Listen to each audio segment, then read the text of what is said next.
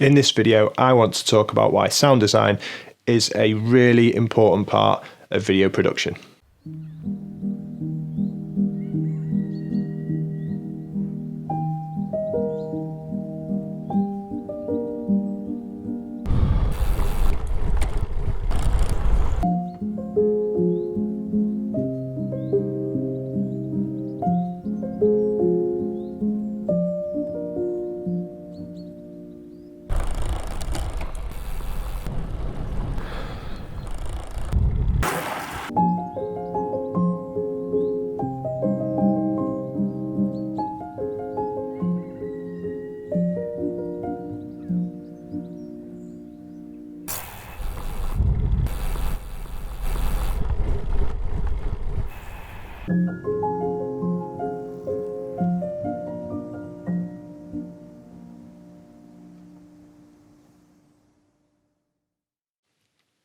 The video you've just seen is a short video I made myself over the summer, and I think it's a really good example of where execution of an idea and sound design carries more importance than the actual quality of the footage. I'm going to be the first to admit that this is not a brilliantly shot video. Yeah, it's okay, it's exposed okay, and the shots I've got are pretty dynamic and they change quite a lot.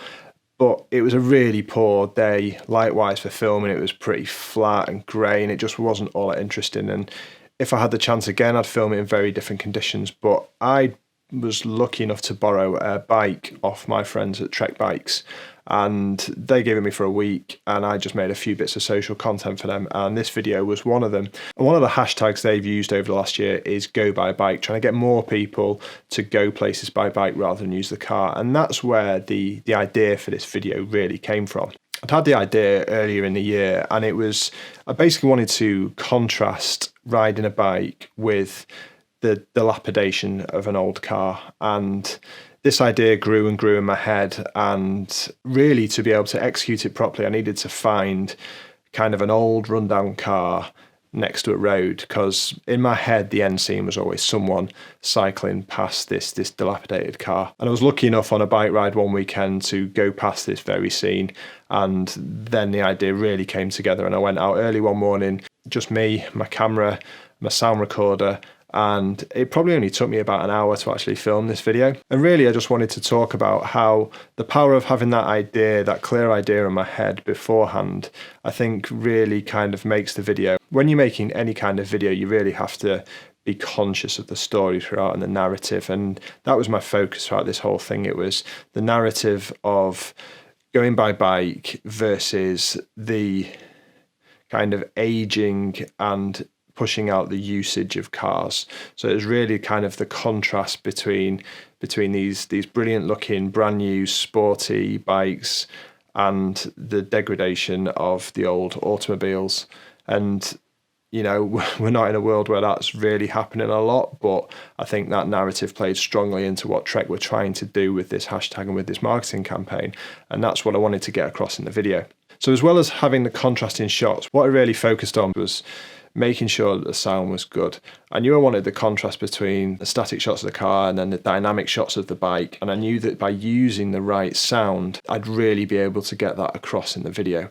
So the music was really important, because if I'd have used different music it just wouldn't have worked. It would have sounded like this, or like this, or like this. And none of these things work as well as that kind of classical track that you can hear playing in the background.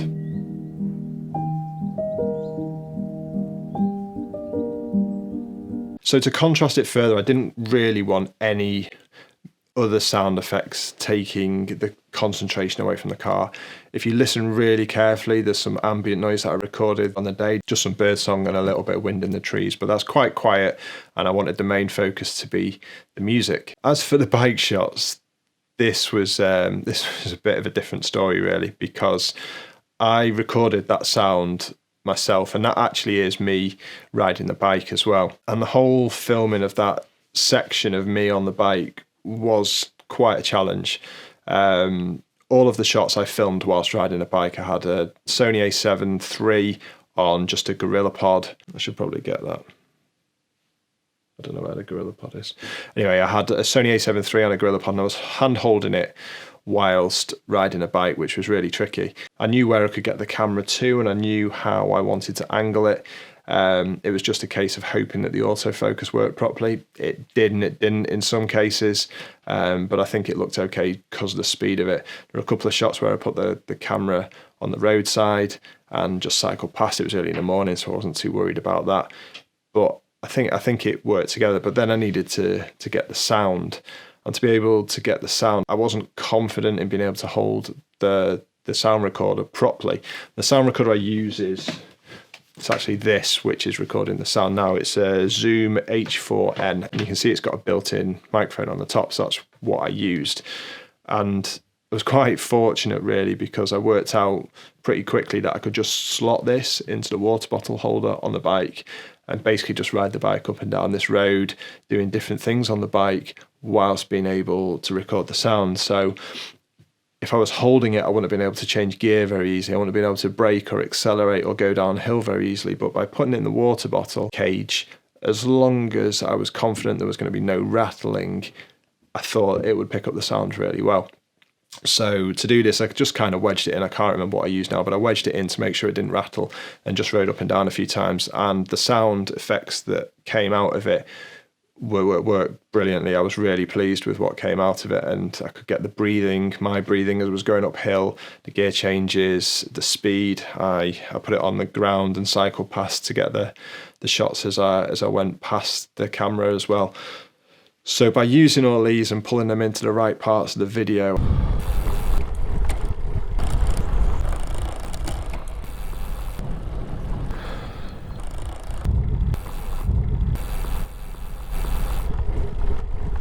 I think I created a really strong contrast which told that story really well. And I think without these sound effects, if I'd have just let the music play all the way through,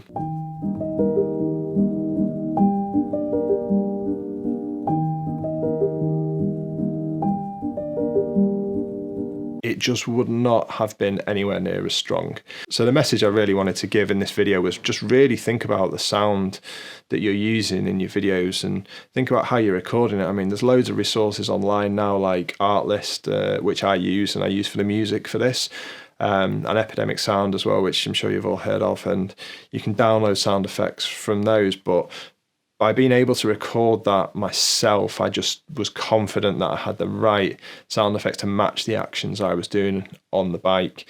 And like I say, I don't think this has been filmed very well at all. I could film it a lot better given the time and given the right situation. The main aim was just executing that idea and just seeing if it transferred well. And I think the sound design was a crucial element to that. And it even masks, I think, the fact that the filming of it wasn't that great. So yeah, I'd say get exploring sound design as part of your video editing process as soon as you can, really. Even if you've got stuff that you've already recorded, you, like I say, you can use Artlist and you can go in and you can search for the sounds and you can add them sounds to the video without having them yourself, and it really just does take it to that next level, even if it's not as crucial as in this video that I've just shown you.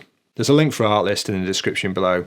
Try it out, see what you think. I've been using it for over a year. I can use it on client projects as well, so I think it's brilliant. Thank you very much for watching. I'd really appreciate any likes, comments, and also don't forget to subscribe as well.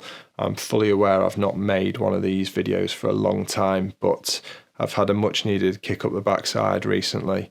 And it is something I'm going to continue to do going forward because I like making them. And rather excitingly, I've got a project at home where I'm kind of building myself an office/studio, so it will be a lot easier for me to record these.